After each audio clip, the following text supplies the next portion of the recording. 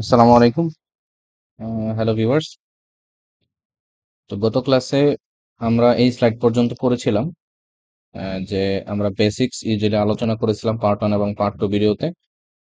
Part 2 তে এ পর্যন্ত বলেছিলাম যে একটা এক্স-রে হাতে আসার পরে আমাদের কি অ্যাপ্রোচে আগাইতে হবে। ইউজুয়ালি আমরা যেটা বলেছি যে অ্যাবনরমাল ফাইন্ডিংটা আপনি আগে বলবেন। ঠিক আছে? এরপরে নরমাল যে পয়েন্টস গুলো আছে ওই পয়েন্টস গুলোতে টাচ করতে হবে। অনেক সময় স্যাররা বলার সময় স্যাররা কি বলে যে আহ, ঠিক আছে তুমি সামনে আগাও। হ্যাঁ, তখন হচ্ছে আমরা ওই নরমাল ফাইন্ডিং গুলো বলি না। ঠিক আছে? আচ্ছা, এবার আসি আমরা একটু ক্লিনিক্যাল আলোচনা শুরু করব এখন। ভিডিওগুলো এরপর থেকে ভিডিওগুলোতে আমরা ক্লিনিক্যাল বিভিন্ন ডিজিজ বিভিন্ন নরমাল ফাইন্ডিং নিয়ে কথা বলবো ইনশাআল্লাহ। চলুন দেখি।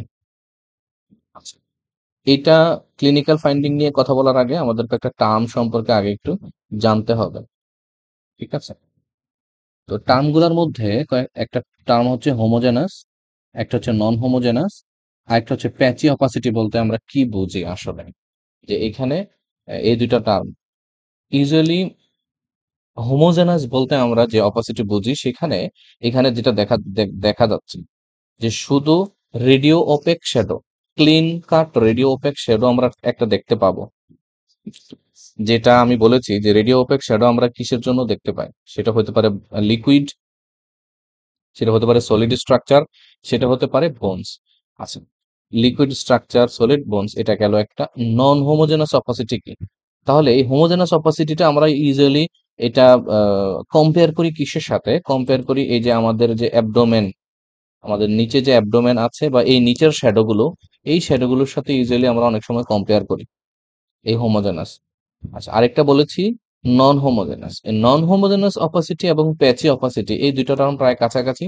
ইউজুয়ালি নন হোমোজেনাস অপাসিটি আমরা এইরকম ভাবে বোঝানোর জন্য দেখাই যে সাদা একটা রেডিও ওপেক শ্যাডো, তার মাঝখানে কিছু কালো কালো শ্যাডো আমরা দেখতে পাচ্ছি। সাদা, তার মাঝখানে কিছু কালো কালো শ্যাডো দেখতে পাই। এটা হলো নন হোমোজেনাস অপাসিটি। এই কালো কালো শ্যাডো গুলোকে একটা সুন্দর টার্ম বলা হয়, সেটা হচ্ছে এয়ার ব্রঙ্কোগ্রাম। এয়ার ব্রঙ্কোগ্রাম, এই সাদা জিনিসটা যেটা লাংস চুপসে যাওয়ার কারণে হয়েছে ইউজুয়ালি। হ্যাঁ, তো এই লাংস যে চুপসে গেছে সেখানে সলিডিফিকেশন অফ লাং হয়ে যায় ইউজুয়ালি নিউমোনিয়াতে। কেমন? তো সেখানে কি হয় যে অ্যালভিওলাই গুলি চুপসে গেছে, অ্যালভিওলাই গুলিতে কি থাকে, মাঝে মধ্যে এয়ারের বাবল থেকে যায় অনেক সময়। এই সেই এয়ারটার কারণে আমরা মাঝে মধ্যে এই কালো কালো শ্যাডো পাই, যেটাকে আমরা এয়ার ব্রঙ্কোগ্রাম বলতেছি। আচ্ছা, আরেকটা হলো যে প্যাচি অপাসিটি। ইউজুয়ালি এই টার্মটা, মানে এই টার্মটা অনেক সময় থাকে না, কিছু কিছু বৈশিষ্ট্য কারো কারো জন্য খাস থাকে।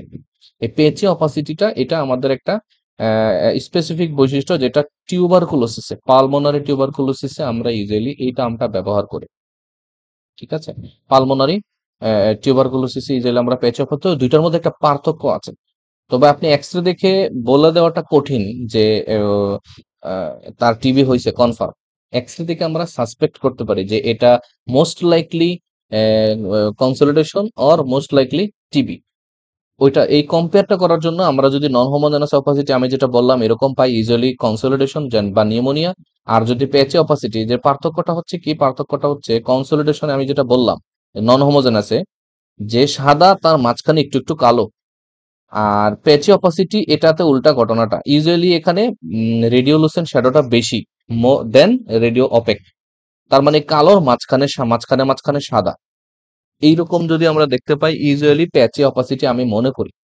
আর যেটা বললাম যে সাদা, তার মাঝখানে মাঝখানে একটু একটু কালো, যেটা আমি আর ব্রঙ্কোগ্রাম বললাম, এটাতে আমরা কি বলি যে এটা নন হোমোজেনাস। তাহলে নন হোমোজেনাস এবং প্যাচি অলমোস্ট কাছাকাছি, আপনি যেটা যে কোনো একটা বললেও হবে। আর হোমোজেনাস কিন্তু এটা একটা আলাদা বিষয়, এখানে অনলি রেডিও ওপেক শ্যাডো দেখতে পাবেন আপনি। তাহলে এই তিনটা বিষয় আমরা বুঝলাম। এবার আমরা সামনে আগাই। এইটা হচ্ছে আমাদের একটা এক্সরে। আমরা যেটা বলেছি যে কি করতে হবে, একটা এক্সরে হাতে আসলে আমরা ওইভাবে বলবো যে this is a chest X-ray PA view. Usually এটা এমবিবিএস ফাইনাল প্রফের জন্য বলছি, যে যেহেতু প্রফ পরীক্ষায় কি হবে, একটা এক্সরে দিয়ে শুরু হবে, একটা বোর্ডে আরেকটা বোর্ডে ইসিজি দিয়ে। তো অনেক সময় স্যাররা বলবে, ইউজুয়ালি যেটা হয় যে প্রথম 5-6 জনকে স্যাররা শুরু থেকেই বলতে বলে যে ডিসক্রাইব দ্য এক্সরে ফিল্ম। আর লাস্টের দিকে কি হয়, স্যাররাও একটু এক্সস্টেড হয়ে যায়, টায়ার্ড হয়ে যায়, তখন বলে ঠিক আছে এখানে অ্যাবনর্মাল কি কি দেখতে পাচ্ছ বলো, অত ডিটেলস বলতে হবে না। তো এই জন্য দুইটাই জানতে হবে যে শুরুর দিকে আমরা কিভাবে শুরু করি। This is a chest X-ray PA view showing. এরপরে আমরা এখানে বলবো যে এখানে একটা রেডিও ওপেক শ্যাডো দেখতে পাচ্ছি, যেটা আমি বললাম কি শ্যাডো, হোমোজেনাস। তাহলে আমরা কি বলবো যে this is chest X-ray PA view showing homogenous opacity in the কোথায়।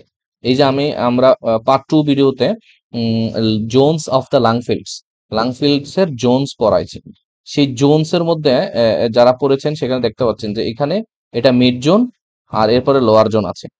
তাহলে আমরা যখন বলবো এরকম অপাসিটি লোয়ার জোন ইনভলভ হয়েছে, মিড জোন ইনভলভ হয়েছে, তাহলে এটা কি বলবো যে homogenous opacity in the mid lower zone এবং mid zone of left lung fields obliterating the costophrenic এবং কার্ডিওফ্রেনিক অ্যাঙ্গেল। আমাদের যে অ্যাঙ্গেল ছিল, এই লেফট সাইডে দুইটা অ্যাঙ্গেল ছিল, এই অ্যাঙ্গেল দুইটা অবলিটারেশন হয়ে গেছে, আমরা অ্যাঙ্গেল দুইটা দেখতে পাচ্ছি না এখানে। এটা বলতে হবে একই লাইনে অবলিটারিং দ্য কোস্টোফ্রেনিক এবং কার্ডিওফ্রেনিক অ্যাঙ্গেল। ঠিক আছে, এইটা গেল একটা। এরপরে কি দেখতে পাচ্ছি আমরা আমাদের অ্যাবনর্মাল ফাইন্ডিং ট্রাকিয়াটা ইউজুয়ালি সেন্ট্রালে থাকার কথা, সে কোথায় চলে গেছে, রাইটে চলে গেছে। এবং মেডিস্টিনাম বলেছিলাম যে আমাদের যে মিডিয়াল মেডিস্টিনাম যেখানে কি থাকে, হার্ট থাকে, সে হার্টও কোন দিকে চলে গেছে, এই মেডিস্টিনামও রাইট সাইডে শিফটেড বা ডেভিয়েটেড হয়ে গেছে। ঠিক আছে, এই তিনটা ফাইন্ডিং আমরা এই এক্সরেতে কমনলি অ্যাবনর্মাল ফাইন্ডিং দেখতে পাচ্ছি। এরপরে আমি আরো যদি আমরা বলি যে আদার লাং ফিল্ডস নরমাল, লেফট সাইডে কোস্টোফ্রেনিক অ্যাঙ্গেল কার্ডিওফ্রেনিক অ্যাঙ্গেল মোটামুটি একিউট আছে।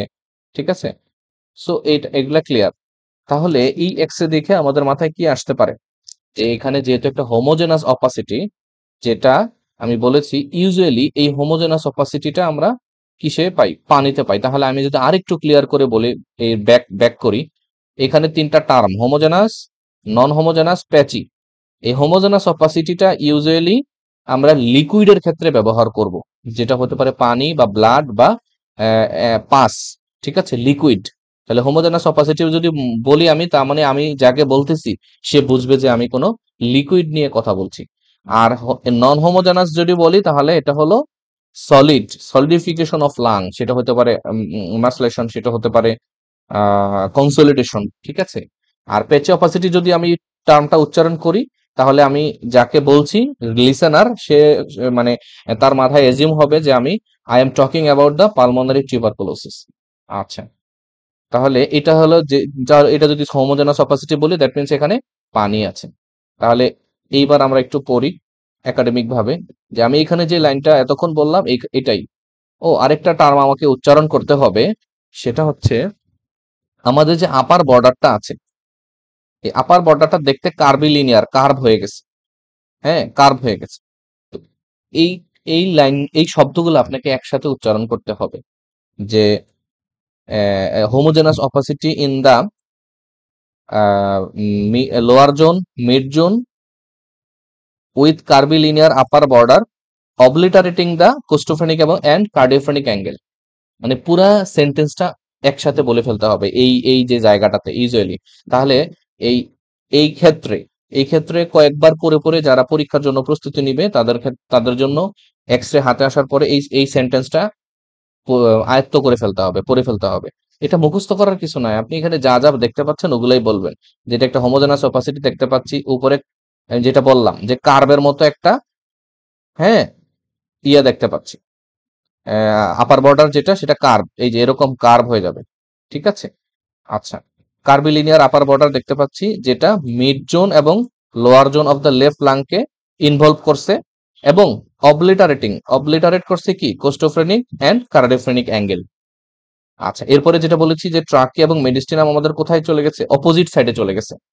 হ্যাঁ, তাহলে অপোজিট সাইডে চলে গেছে, লেশন লেফট সাইডে, ট্রাকিয়া শিফটেড হয়েছে রাইট সাইডে, দ্যাট মিনস পুশ হয়েছে। তা আমরা যখন পার্ট 1 ভিডিওতে পড়েছি যে ট্রাকিয়া যদি পুশ হয় তাহলে আমাদের ডিফারেন্সিয়াল ডায়াগনোসিস হচ্ছে দুইটা, হইতে পারে নিউমোথরাক্স অর প্লুরাল ইফিউশন।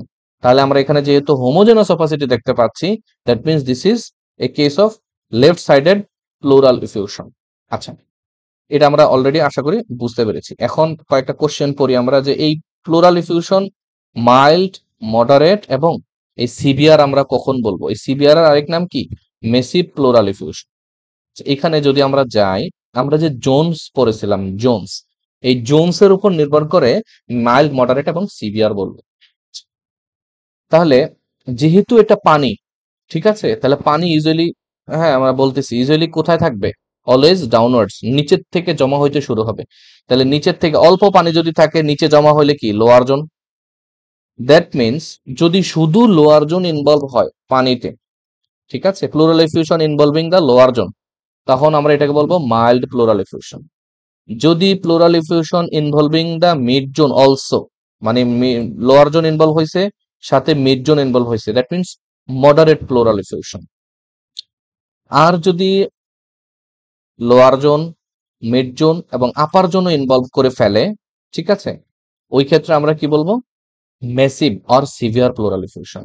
এখানে দুটো বিষয় হচ্ছে যে ইউজুয়ালি যদি লোয়ার জোন ইনভলভ হয়, ঠিক আছে, তখন কি হয়? মেডিস্টিনাম এবং ট্রাকিয়াটা ইউজুয়ালি ততটা শিফটেড হয় না, কারণ এই লোয়ার জোনে যেই ডিফিউশনটা আছে এটা অতটা বেশি পজিটিভ প্রেসার ক্রিয়েট করতেছে না যে আমাদের ট্রাকিয়া এবং মেডিস্টিনামকে কি করবে? শিফট করবে। এটা হচ্ছে না। সেই জন্য তাহলে এই মাইল্ড, মডারেট এবং severe or massive pleural effusion আমি আশা করি বুঝাইতে পারছি। কিসের উপর নির্ভর করবে?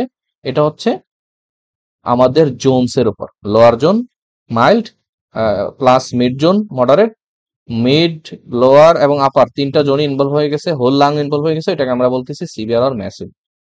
ওকে, এইবার আসি ডিফারেন্সিয়ালস গুলো কিভাবে আলাদা করব। আচ্ছা, এটা কেন কনসোলিডেশন না, এটা কেন কলাপস না, এটা একটা ইম্পর্টেন্ট প্রশ্ন ফর ভাইবা। এটা কেন কনসোলিডেশন না, এটা কেন কলাপস না? তাহলে আমি কনসোলিডেশন কি বলেছিলাম? কনসোলিডেশন বলেছি যে এটাকে নন হোমোজেনাস অপাসিটি থাকবে, ঠিক আছে, একটু আগে বলে এসেছি। তাহলে নন হোমোজেনাস অপাসিটির জন্য আমাদের কি থাকতে হবে? এখানে আমাদের এয়ার ব্রঙ্কোগ্রাম থাকতে হবে। হ্যাঁ, এই জন্য এটা কনসোলিডেশন না একটা। 2 নাম্বার হচ্ছে কনসোলিডেশন, আমি এখনো কনসোলিডেশনের ভিডিও বানাইনি, আমি এরপরের ভিডিও বানাবো কনসোলিডেশন নিয়ে। হ্যাঁ, তো আশা করি ওইটা দেখলে আরো ক্লিয়ার হবে। তাও এখানে বলছি যে consolidation usually solidification of lung হয়ে যায়, এটাতে কোনো পজিটিভ প্রেসার ক্রিয়েট হয় না। এই জন্য ইউজুয়ালি কনসোলিডেশনে কি থাকে? ট্রাকিয়াটা সেন্ট্রালি থাকে। তাহলে এখানে ট্রাকিয়াটা শিফটেড, সো এই জন্য এটা কনসোলিডেশন না। তাহলে এখানে এয়ার ব্রঙ্কোগ্রাম নাই, এখানে ট্রাকিয়াটা শিফটেড। এবং আরো ইম্পর্টেন্ট বিষয় হচ্ছে কনসোলিডেশনে আমাদের এই কোস্টোফ্রেনিক অ্যাঙ্গেল এবং কার্ডিওফ্রেনিক অ্যাঙ্গেল নর্মাল থাকবে, অর্থাৎ একিউট থাকবে।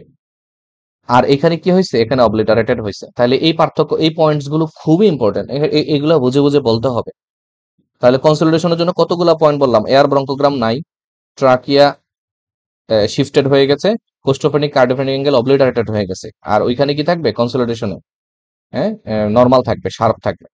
আচ্ছা, এরপর আরেকটা কি? কলাপস। তাহলে হোয়াই নট কলাপস? ইউজুয়ালি আমরা ট্রাকিয়া পুশ এবং পুলের ক্ষেত্রে পড়ে আসছি। কলাপস মানে হচ্ছে এখানে একটা নেগেটিভ প্রেসার ক্রিয়েট হবে। এখানে কি হবে? কলাপস যদি হইতো তাহলে ট্রাকিয়াটা আমাদের সেম সাইডে চলে আসতো নেগেটিভ প্রেসারের কারণে, ঠিক আছে। এখানে ট্রাকিয়াটা অপোজিট সাইডে চলে গেছে। কলাপস এবং ইফিউশন দুইটাতেই কিন্তু হোমোজেনাস অপাসিটি আমি পেতে পারি, কিন্তু ট্রাকিয়াটা দেখে আমি বুঝতে পারবো যে এইখানে ইফিউশন আছে না কলাপস হয়েছে। ইফিউশনে শিফটেড হয়ে যাবে অপোজিট সাইডে, কলাপসে সেম সাইডে পুল হবে। ওকে, আচ্ছা, তাহলে কেন কনসোলিডেশন না, কেন কলাপস না, এটা আমি বুঝাইতে পারছি। এরপরে আসি ক্লিনিক্যাল ফাইন্ডিং এর যে প্রশ্ন লিখা রাখছি, এটা আসলে শর্ট কেস যদি দেয়, প্লুরাল ইফিউশনের শর্ট কেস, ওই ক্ষেত্রে কাজে লাগবে। এখন আমি আসলে এই ক্লিনিক্যাল ফাইন্ডিং নিয়ে কথা বলে টাইম নষ্ট করতে চাচ্ছি না, এটা আসলে শর্ট কেস। তবে এখানে স্যাররা যে 2-3টা টার্ম শুনতে পাবে, যে আমি ব্রেথ সাউন্ড অ্যাবসেন্ট পেয়েছি, স্যার পারকাশন নোট ডাল পেয়েছি, trachea shifted to the opposite side, এই 3টা পয়েন্ট বলতেই হবে, ঠিক আছে, এই 3টা পয়েন্ট বলতেই হবে। আচ্ছা, এবার আসি নেক্সট স্লাইডে, নেক্সট এক্সরেতে। এইখানে হ্যাঁ মানে আমি বলার আগে হ্যাঁ আপনারা একটু ভিডিও পজ করে দেখে নিতে পারেন, বা পরে আমার সাথে মিলিয়ে নিলেন যে হইলো কিনা, ঠিক আছে। তাহলে হচ্ছে ইন্টারেক্টিভ, এটা তো ইন্টারেক্টিভ ক্লাস না, এটা ভিডিও, ওয়ান ওয়ে ভিডিও। তো আপনি ভিডিও পজ করে নিজেরটা নিজে একটা একটা অ্যান্সার তৈরি করে নিলেন, এরপরে আমার সাথে মিলিয়ে নিলেন যে আমরা এখানে আসলে কি দেখতে পাচ্ছি। রাইট সাইডে লোয়ার জোনে হোমোজেনাস অপাসিটি দেখতে পাচ্ছি, কার্ভি লিনিয়ার আপার বর্ডার দেখতে পাচ্ছি, কোস্টোফ্রেনিক অ্যাঙ্গেল অবলিটারেটেড, কার্ডিওফ্রেনিক অ্যাঙ্গেলও অবলিটারেটেড। হ্যাঁ, trachea centrally placed, other lung fields are normal. তো যেহেতু হোমোজেনাস বলতেছি, কার্বিলিনিয়ার আপার বর্ডার বলতেছি, কোস্টোফ্রেনিক কার্ডিওফ্রেনিক অ্যাঙ্গেল অবলিটারেটেড বলতেছি, সো এটা this is a case of right sided plural effusion. এখন ট্রাকিয়া সেন্ট্রালি প্লেসড কেন? আমি একটু আগেই বলেছি, কি বলেছি, যে মাইল্ড ইউজুয়ালি যদি শুধু লোয়ার জোন ইনভলভ হয় তখন আমাদের ট্রাকিয়া এবং মেডিস্টিনাম ততটা বেশি পুশ হয় না, অপোজিট সাইডে যায় না। কেন? আমাদের যে এখানে অতটা বেশি পজিটিভ প্রেশার ক্রিয়েট হচ্ছে না। তাহলে মাইল্ড ক্ষেত্রে অনেক সময় ট্রাকিয়া সেন্ট্রালে থাকতে পারে। তো এখানে এগুলোই লিখে রাখছি যে হোমোজেনাস অপাসিটি, এটা একটু পড়ে নেবেন, আমি যা বললাম ওগুলোই আছে। এই যে ট্রাকিয়া সেন্ট্রালি প্লেসড, কেমন?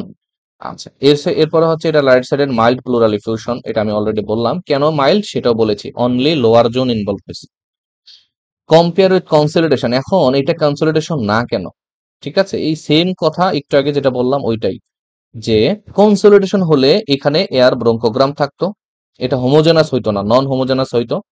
2 নম্বর হচ্ছে আপার বর্ডারটা কার্বিলিনিয়ার হইতো না। 3 নম্বর হচ্ছে এখানে আমি কোস্টোফোনিক এবং কার্ডিওফোনিক অ্যাঙ্গেল কি পাইতাম? শার্প পাইতাম বা একিউট পাইতাম। দো যদিও এখানে trachea centrally placed, trachea centrally placed goes in favor of consolidation, but point against consolidation is no air bronchogram, costophonic cardiophonic angle is obliterated, and curvilinear upper border is present. So it is pleural effusion, not consolidation. Okay, আচ্ছা, এরপরে এসে আমরা next slide. এখানে আমরা কি দেখতে পাচ্ছি? Same কাজ কি? হ্যাঁ, সেম কাজ হচ্ছে ভিডিও পজ, হ্যাঁ, make a findings of this X-ray and then compare with me. এইভাবেই শিখতে হবে, ঠিক আছে? ওকে, এখানে আমি কি দেখতে পাচ্ছি? এখানে দেখতে পাচ্ছি যে আমাদের লেফট সাইডের লাং ফিল্ডে কোনো রেডিওলুসেন্ট শ্যাডো দেখা যাচ্ছে না। Whole lung fields is radio opaque shadow বা হোমোজেনাস অপাসিটি। এবং ট্রাকিয়া আমাদের যেটা আছে এবং মিডিয়াস্টিনাম সেটা shifted to the right side, that means opposite side. No costophonic cardiophotic angle is visible. তাহলে এটা কি হবে ডায়াগনোসিস? বোঝাই যাচ্ছে যে লেফট সাইডের প্লুরাল ইফিউশন। এখন obliteration of whole lung fields, that means lower zone, mid zone, upper zone, তিনটা জোনই ইনভলভ হয়েছে। হোমোজেনাস অপাসিটি আছে, কোস্টোফোনিক এবং কার্ডিওফোনিক অ্যাঙ্গেল অবলিটারেশন হয়ে গেছে, that means this is a pleural effusion. সাথে ট্রাকিয়া অপোজিট সাইডে শিফটেড, মেডিস্টিনাম অপোজিট সাইডে shifted. So this is a case of pleural effusion. এখন আমি যদি এটাকে আরো একটু কোয়ান্টিফাই করতে চাই, this is a case of কি? Mild, moderate or severe or massive? This is a case of massive pleural effusion. কারণ কি? তিনটা জোন আমাদের ইনভলভ হয়ে গেছে, ঠিক আছে? ওকে, তাহলে এখানে আমি এই কথাগুলি লিখে রাখছি, একটু দেখে নিবেন, কেমন? আচ্ছা, এই যে মেসিভ প্লুরাল ইফিউশন, ঠিক আছে? আচ্ছা, why this is not consolidation? Same কথা, আর বললাম না। Why this is not collapse? Collapse না কেন? কলাপস হলে কি হতো? ট্রাকিয়া সেম সাইডে হইতো। কলাপস হলে ট্রাকিয়া সেম সাইডে হইতো। আচ্ছা, এখানে একটা ইম্পর্টেন্ট বিষয় হচ্ছে এই কলাপসের সাথে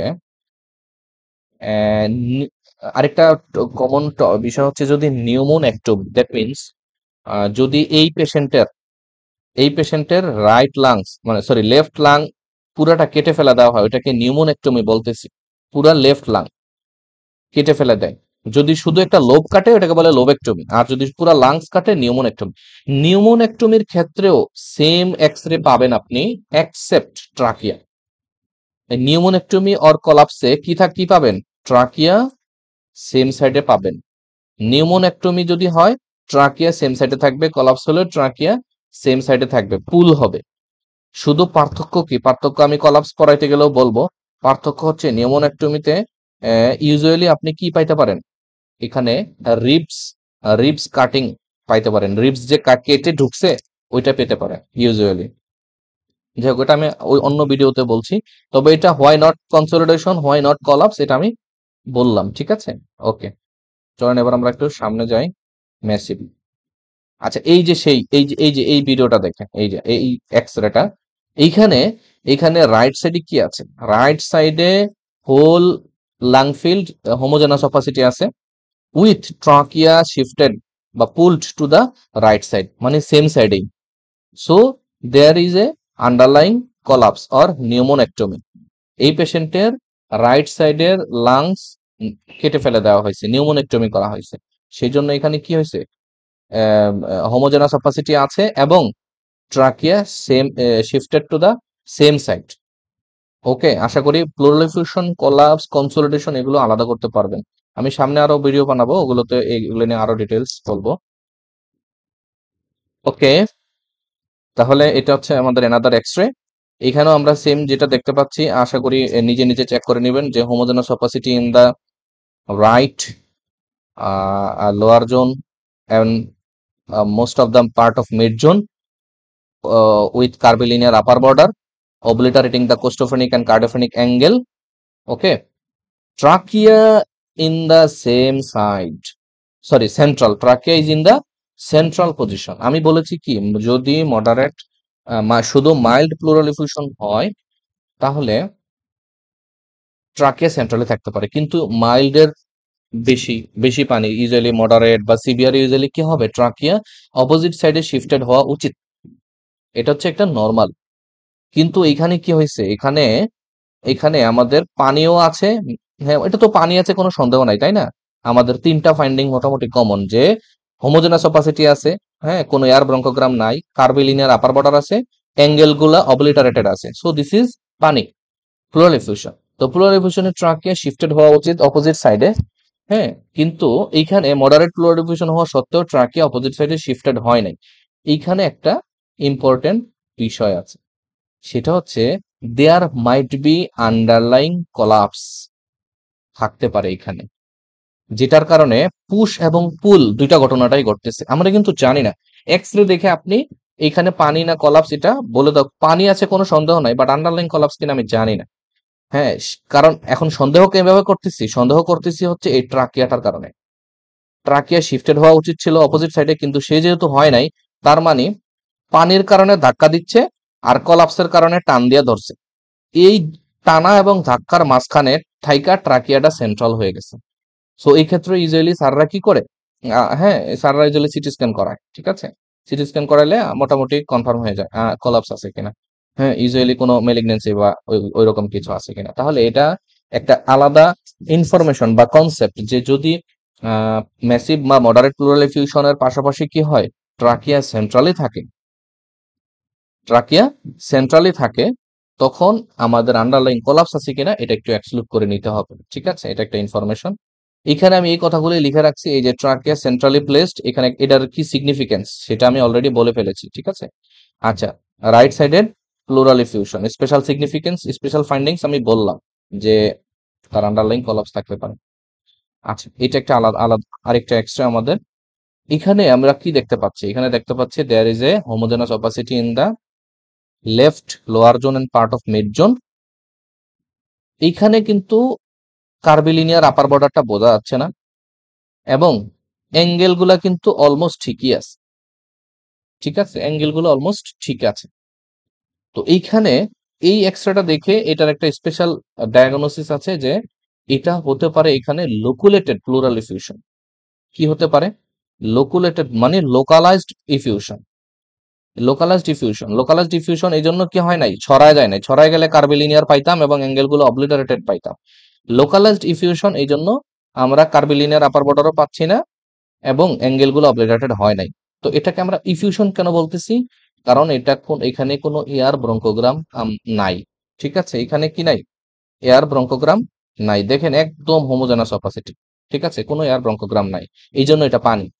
লোকুলেটেড বলতেছি কেন, কার্ভিলিনিয়ার আপার বর্ডারটা হয়নি, অ্যাঙ্গেল গুলো অবলিটারেটেড হয়নি। ওকে, তাহলে আমরা এটাকে কনফার্ম করব কিভাবে?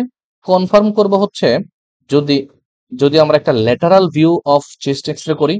হ্যাঁ, আমি পার্ট 1 বেসিক ভিডিওতে শুরুতে বলেছি যে এক্সরেতে তিনটা view, PA view, AP view, lateral view করি আমরা। এই ল্যাটারাল ভিউতে এই লোকুলেটেড ডিফিউশনটা খুব ভালো বোঝা যাবে। অথবা আমরা যদি আলট্রাসোনোগ্রাফি অফ চেস্ট করি, আলট্রাসোনোগ্রাফি অফ চেস্ট করলে ইউজুয়ালি এই লোয়ার জোনে অনেক সময়, হ্যাঁ, মাইল্ড প্লুরাল ডিফিউশন বা লোকুলেটেড ডিফিউশন এগুলো আলট্রাতে সুন্দর বলে দেয়। ঠিক আছে? অনেক সময় মাইল্ড ফ্লু আমরা জানিও না পেশেন্টের প্লুরাল ইনফেকশন আছে। হ্যাঁ, ইনসিডেন্টালি ধরা পড়ে পেশেন্ট ফিভার নিয়ে আসছে, পেট ব্যথা বা আপার এপিগ্যাস্ট্রিক পেইন নিয়ে আসছে। We are dealing with a case of acute abdomen or abdominal case. হ্যাঁ, বাট পেশেন্ট আলট্রাতে ধরা পড়ে কি অ্যাবডোমিনের কোনো কমপ্লেইন নাই, বাট পেশেন্টের ইফিউশন আসছে, দ্যাট মিন হয়তো বা প্যারানিমেনিক ইফিউশন হয়েছে মাইল্ড, যেটা আলট্রাতে ধরা পড়ছে কিন্তু এক্সরেতে আমরা পাইনি। ঠিক আছে, এটা হলো সেই লোকুলেটেড প্লুরাল ইফিউশন। হ্যাঁ, ওকে। আচ্ছা, এটা আরেকটা আমাদের যেটা আমি বলতেছিলাম, এই এতক্ষণ যে কথাটাই বলতেছিলাম সেটা হচ্ছে most of the time we missed the finding, সেটা হচ্ছে খুবই মাইনর ইফিউশন। এটা আসলে কম্পেয়ার করলে বোঝা যায়। হ্যাঁ, এই মাইনর ইফিউশনটা আসলে কম্পেয়ার করা ছাড়া বুঝতে পারবো না। হ্যাঁ, দুই পাশের এক্সরে এর ফাইন্ডিংসটা দেখেন। হ্যাঁ, বাম পাশের এক্সরেতে অর্থাৎ এইটাতে এই রাইট সাইডে লোয়ার জোনে অ্যাঙ্গেলটা মাইল্ডলি অবলিটারেটেড হয়ে গেছে, তার নিচে হোমোজেনাস অপাসিটি আছে। এই দিস ইজ প্লুরাল ইফিউশন, ঠিক আছে। আবার ডান পাশের ছবিটাতে মানে এটাতে রাইট সাইডে অ্যাঙ্গেলটা খুব সুন্দর শার্প আছে, বাট লেফট সাইডে অ্যাঙ্গেলটা একটু ব্লান্ট হয়ে গেছে। দ্যাট মিনস এখানেও কিছুটা ইফিউশন আছে। এগুলো ক্লিনিক্যালি পেশেন্টের সাথে কোরিলেট করতে হয়। ঠিক আছে, অনেক সময় এগুলো আমরা ওভারলোক করি, এই জন্যই আসলে ছবিটা রাখছি যে এরকম হইলেও আমাদের ইফিউশন মাথায় রাখতে হবে, ওই অনুযায়ী হ্যাঁ পেশেন্টকে ট্রিট করতে হবে। ঠিক আছে, আচ্ছা, ইফিউশন নিয়ে এতটুকু ছিল ভিডিও, এবং কিভাবে আমরা অন্যান্য ডিফারেন্সিয়াল গুলোর সাথে কম্পেয়ার করব সেটাও বললাম। তো আশা করি বুঝতে পারছেন। আমরা আমার এই এক্সরে সিরিজের বাকি ভিডিওগুলো দেখবেন আশা করি। আমি আশা করি কিছুটা শিখাইতে পারছি কিছুটা হলেও, বাট যারা আগে থেকে এক্সরে পারে তাদের জন্য একটু রিভিশন হলো এই আর কি।